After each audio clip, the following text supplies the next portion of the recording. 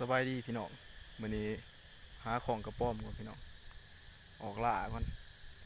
หากินแบบอาหารของป่าของดงเนาะหาเลาะของกระป้อมเนาะพี่น้องมื้อนี้สิมานหรือบ่มานก็ท่าติดตามเบิ่งนํกันเนาะนี่แหละอุปกรณ์บ่วงของกระป้อมอุปกรณ์กับบ่วงของกระป้อมนั่นแหละใส่ของเดี๋ยวเราไปติดตามนํกันเนาะนี่แหละพี่น้องกระป้อมแดดอ่อนๆเท่านี้แหละกำลังพอดีเลยกำลังออก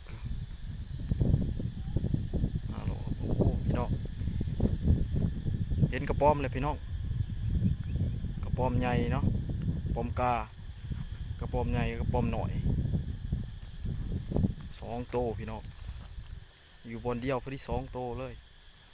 มาลุ้นน้ำกันพี่น้องมาลุ้นน้ำกันว่าสิได้หรือบ่ได้นี่เนาะนี่ไปใส่เลยโมเห็นเลยตัวหนึ่งไปเลยพี่น้องยังตัวหนึ่งพี่น้องเดี๋ยวพี่น้อง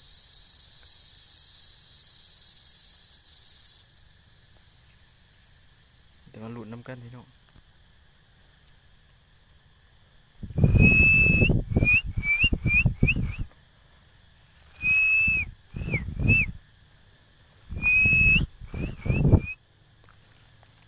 ยังตัวหนึ่งพี่น้องตัวหนึ่งไปเลยมาหัวสิไปของใดเอาตัวนี้ก่อน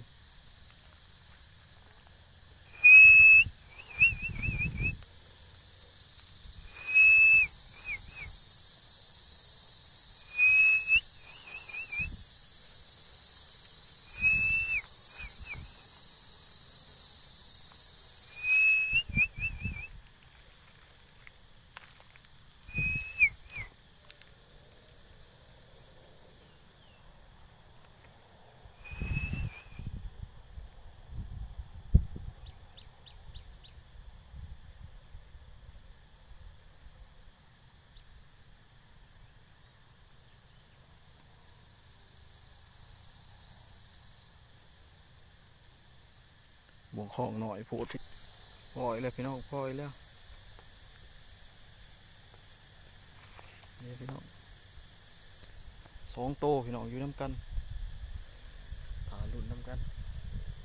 สิได้หรือบ่ได้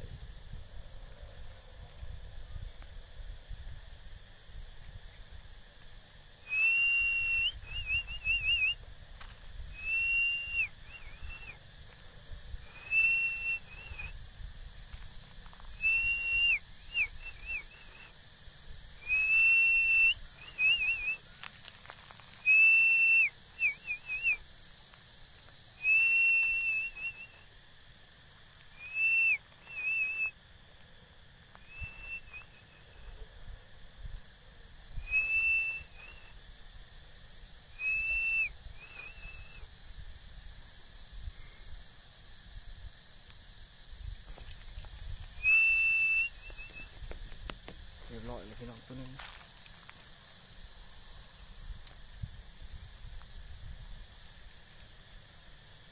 เรียบร้อยยังตัวหนึ่งพี่น้องยังตัวหนึ่งเบียดไว้ทางนั้น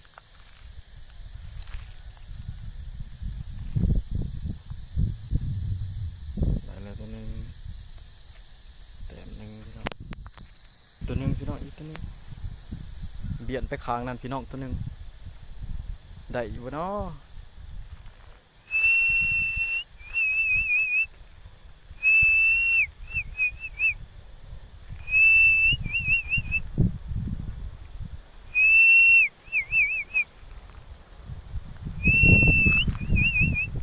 เขาโก้นหรือว่าจักดีโมเห็นสัมพี่น้อง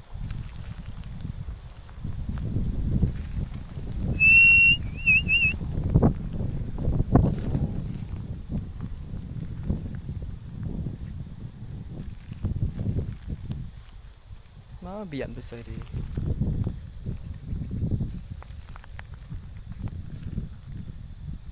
โมเห็นสัมพี่น้องตัวใหญ่สัมเสียยี่ว่าเบียดมาทาง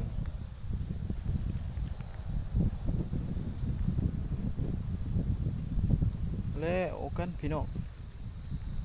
บ่เห็นสับได้ตัวเดียวโอ้ยเขาโกนเลยพี่น้องเขาโกนแล้วพี่น้องนี่โกนพี่น้อง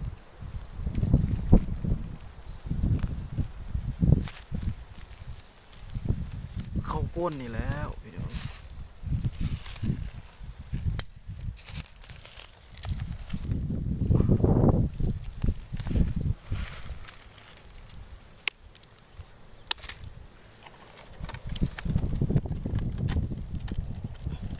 บ่เห็น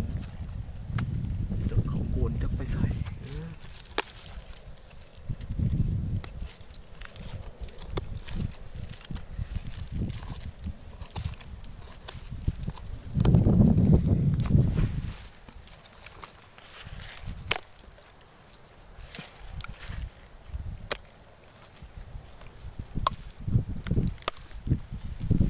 สงสัยแต่ว่าโอ้เขาโกนอันนี้พี่น้องดีเห็นเลยพี่น้องนี่ได้เลยพี่น้องได้เลย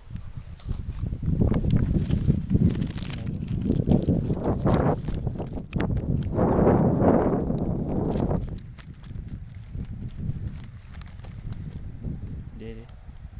เห็นแต่หัวมันพี่น้องเรียบร้อยพี่น้อง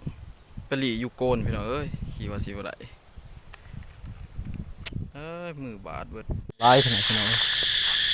จากมือจะหาเลาะติดตะจันนะเสียงห้องสนั่นเลยตะจันกันหาของกระป้อมก่อนมือนี้มันมีตังติดตะจันบริบักตังโอ้ตะจันห้องดีขนาดพี่น้องเสียงห้องสนั่นเลยแฟนกระป้อมกับมันมีแถวนี้หนาขึ้นมาติดตะจันแทนนะครับนี่ยินว่าพี่น้องเสียงตะจันห้องขับขีดเลย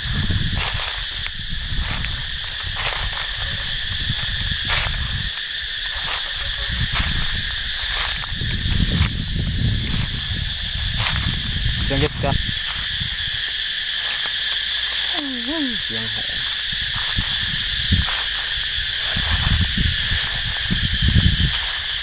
ยังยินแต่เสียงหอมพี่น้องเว้นโตที่มีต้นมีพี่น้องก็แก่ร้ายขนาดเลยแล้วกันพวกพี่น้อง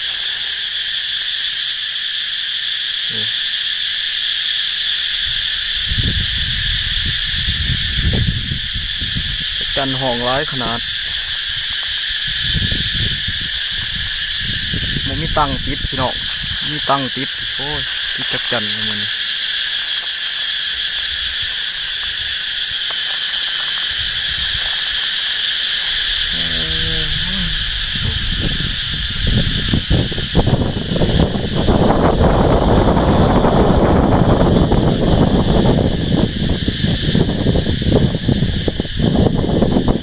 หัวได้หนึ่ง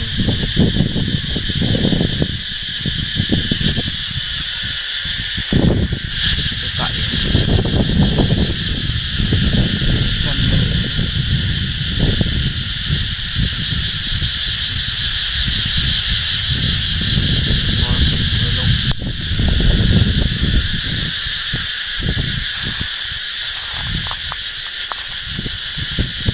นี่แน่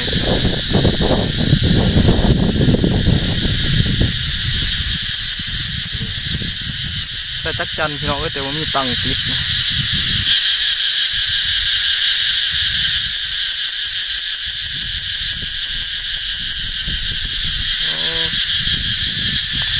ลายนี้จักจันโมเดลลัก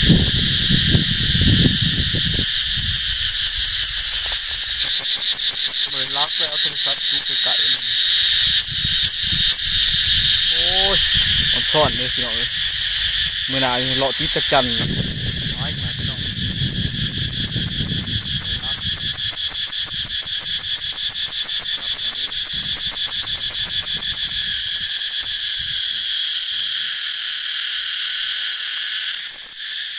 พี่น้องนี่จุดสำคัญนะพี่น้องมีต้นนึงเต็มเลยมีเทิงมีหลายขนาดพี่น้องมีทุกประเภทเลยจัดจันมันซ่อนดูพี่น้องเลยมีนาที่มันติดจัดจันเลยพี่น้องเอ้ยมีนา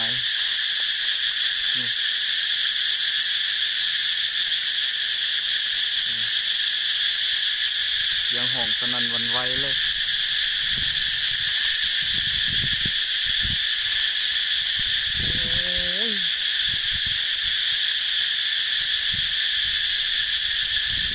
พี่น้องได้เลย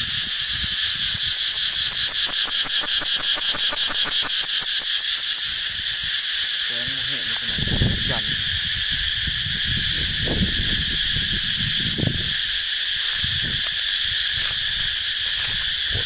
ลายแล้วลำพังกับลาย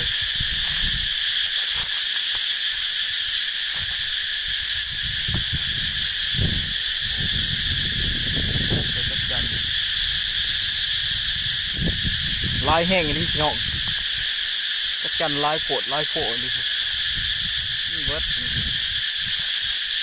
มือนาที่มันที่จัดกัน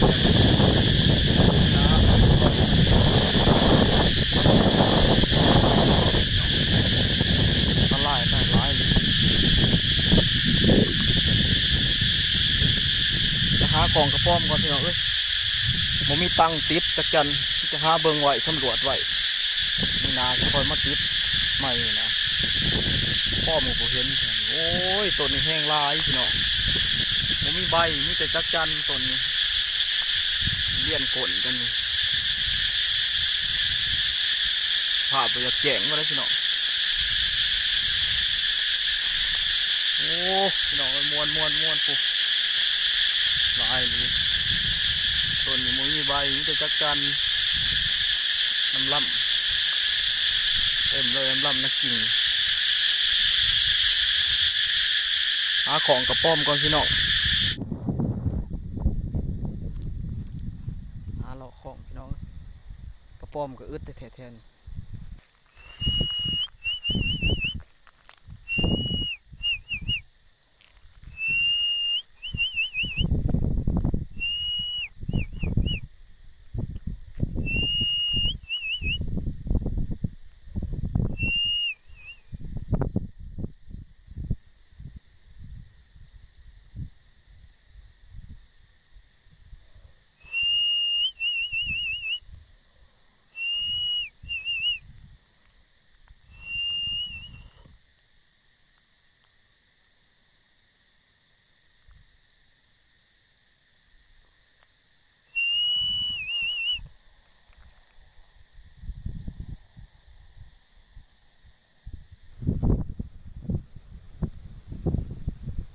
อ้าวล่มก็พอล่ม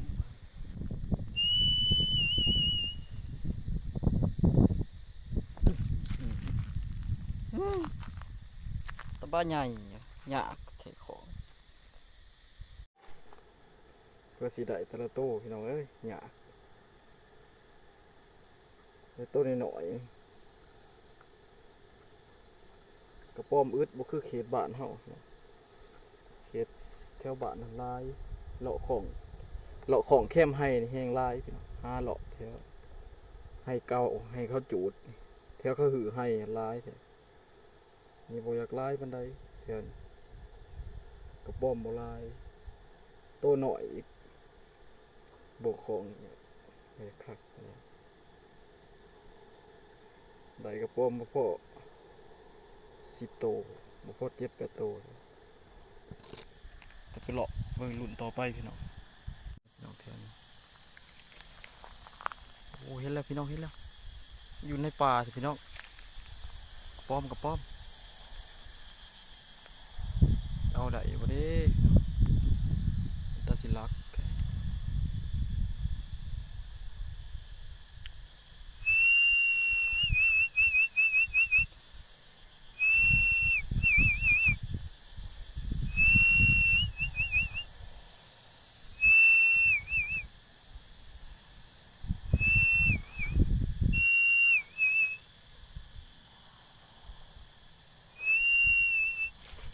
เรียบร้อยพี่น้องเรียบร้อยเรียบร้อยเรียบร้อยเรียบร้อยเลยพี่น้องเซตคอล้ออยู่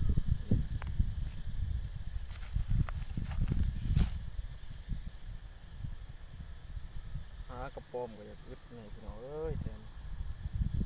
ปอมโบลายหาหยากคือเขตบ้านเฮาเขตลายเพื่อสิได้ตัวหนึงนี่เลาะหอบจีบพี่น้องบ่ได้ก่อยเอาเนี่ย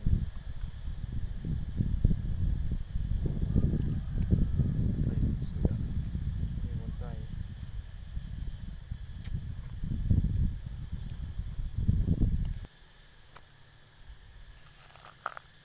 เลาะไปทางนั้นพี่น้องบางทีทางหนาวสิได้อยู่เลาะไปทางนั้นต่อพี่น้องเลาะของแท่นี้แหละบอละโตสองโตก็เอาแล้วเนาะหมักอยู่กกใหม่แน่นี่แหละพี่น้องกระปอมแค่นี้แหละโอ้เห็นแล้วพี่น้องเห็นแล้วปอมกับปอมพี่น้อง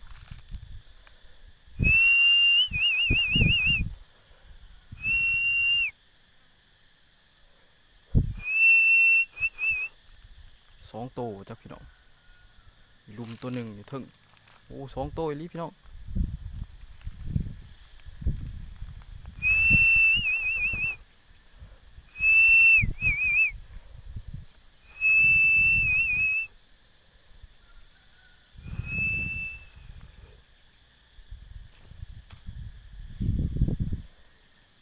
ไปสัมพี่น้องบ่ได้สัมเอ้ยช่วงสีได้ว้าเนี่ยยาอะไรเอาตัวนี้พี่น้องอะไรตัวหนึ่งเอาตัวหนึ่งเอา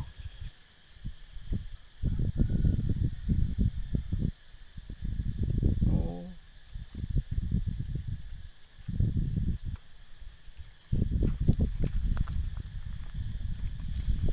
มาได้ตัวยังตัวหนึ่งพี่น้องยังตัวหนึ่งยังคือว่าหลุดอยู่เรียบร้อยพี่น้องมานำเอาวนเก่านี่วังเสาร์นี่บ่ได้สองตัวแต่ว่าได้ตัวหน่อยตัวใหญ่บ่ได้ซ้ำขึ้นเทิงตัวใหญ่วังเสาร์นี่ก็บ่ได้สองตัวนี่มาแต่พอตัวเดียว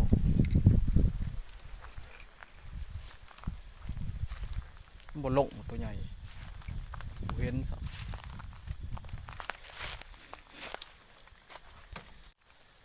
พอได้คล้องได้แล้วเพื่อสิได้เดี๋ยวพ่อแห้งหมูของลุดของได้แล้วพอลุดออกจากวงของสองโตพี่น้องเอ้ยเสียดายเนี่ยเกือบบ่ได้นี่บางยานายลิเสียดายของได้เพราะว่าลุดออกนาย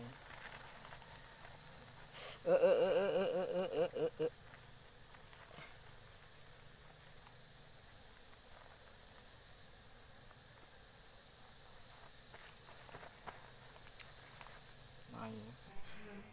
โอ้หอนขนาดพี่น้องเอ้ยมาเบิ่งคนงานเฮาพี่น้องคนงานหลังจากที่ว่าไปขอผิดพลาดหลายแล้วก็รูดน้ำบ่ได้ไปเบิ่งกันเนาะว่าสิได้หลายเท่าไหร่เนาะนี่พี่น้องคนงานผิดพลาดหลายโตเติบรูดน้ำแล้วก็แห่น้ำของบ่ได้ได้เก้าโตพี่น้อง10กับหอยหน่วยหนึ่งถือว่าพอปนอยู่พี่น้องประมาณสิจบคลิปสนิทเลยเนาะพี่น้องฝากติดตามคลิปต่อไป